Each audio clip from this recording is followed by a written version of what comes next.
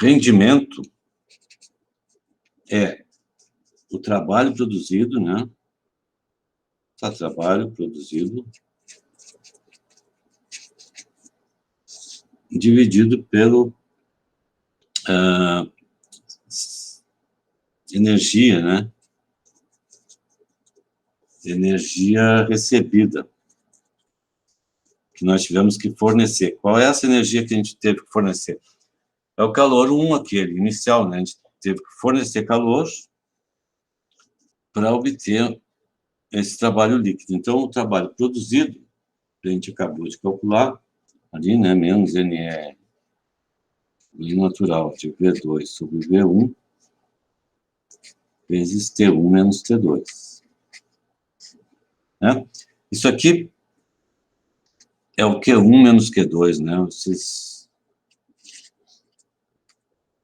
né, podem ver que é a diferença dos trabalhos, que é o que a gente tinha feito ali.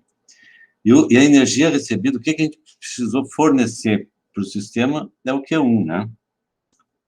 Então, aqui eu já vou dividir por Q1.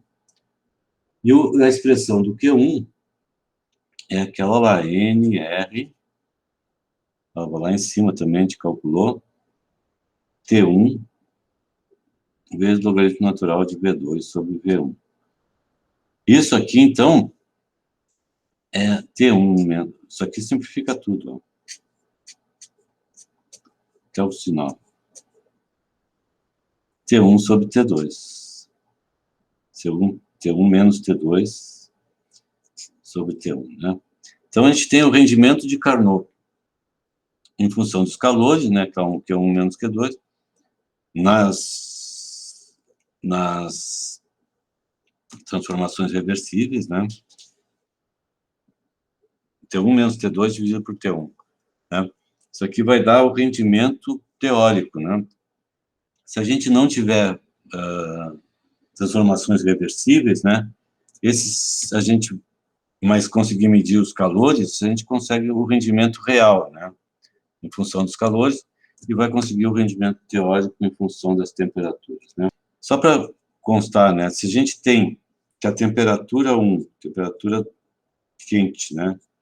É igual à temperatura 2, nós vamos ter que aquele termo lá em cima é zero, né? Então, nós vamos ter um rendimento zero. Ou seja, se a gente tiver, a gente não consegue, numa mesma temperatura, um rendimento maior que zero. Nós vamos estar sempre com um rendimento igual a zero. Por outro lado, se o T2 for zero, Kelvin, né? Vocês lembram que nós estamos trabalhando com Kelvin. Se o T2 é zero, nós vamos ter um rendimento, que é 1 sobre Q1, né? Ou T1 sobre T1, rendimento 1, seria um rendimento de 100%. Isso se a gente conseguisse, então, uma fonte fria a 0 Kelvin, né? Eu conseguisse o zero absoluto para a nossa fonte fria. Bom, partindo dessa aqui também, nós vamos fazer o seguinte, ó. Eu tenho Q1 sobre menos Q2 dividido por Q1. T1 menos T2 dividido por T1. Eu vou dividir o primeiro termo por Q1 sobre Q1, né? Bom, vamos colocar aqui, vai dar 1 em cima. 1 sobre Q2 menos Q1, e embaixo fica 1. E o segundo vai ficar 1 menos T2 sobre T1, certo? Simplifica os 1, nós vamos ter que Q2 sobre Q1 é igual a T2 sobre T1. Ou seja, no nosso ciclo ali, Q2 sobre T2 igual a Q1 sobre T1, e no nosso ciclo,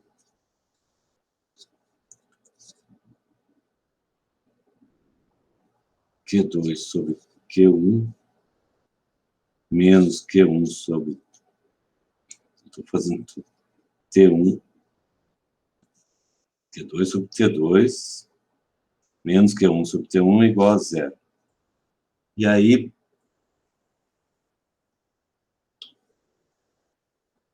tem dois conceitos novos. Esse calor dividido pela temperatura é o chamado calor reduzido.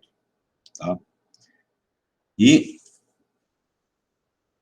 esse resultado de ter no ciclo o somatório dos calores reduzidos, né, de um ciclo, ser igual a zero, foi generalizado pelo Clausius. Generalização.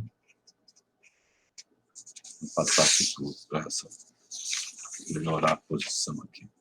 Generalização de Clausius. O que ele diz? Aconteceu isso no ciclo de Carnot. Por que não acontece em todos os ciclos? Ou seja, a somatória dos calores reduzidos, né? Dos calores reversíveis dividido pela temperatura, ou seja, dos calores reduzíveis, em um ciclo sempre é igual a zero. Ou seja, num processo cíclico reversível, a integral fechada de dq reversível sobre t é igual a zero.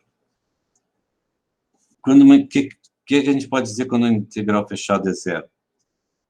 Que o calor reduzido, né, a diferencial do calor reduzido dividido pela calor reversível dividido pela temperatura é uma função de estado.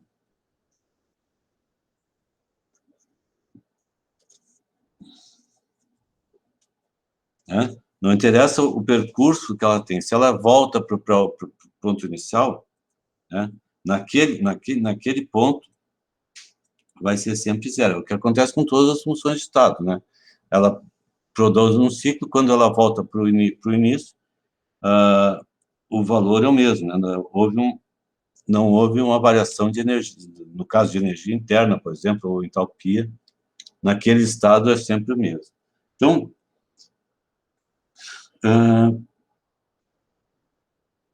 essa função de estado que o Clausius resolveu chamar de entropia. E a variação de entropia, então, é essa diferencial inexata de calor reduzido, calor reversível dividido pela temperatura, ou seja, o calor reversível. Ou ΔS, agora a gente pode chamar de ΔS igual a S2 menos S1. Né? A variação de entropia, que é uma função de estado, pode ser definida num delta. Né? Então, é isso que eu queria mostrar.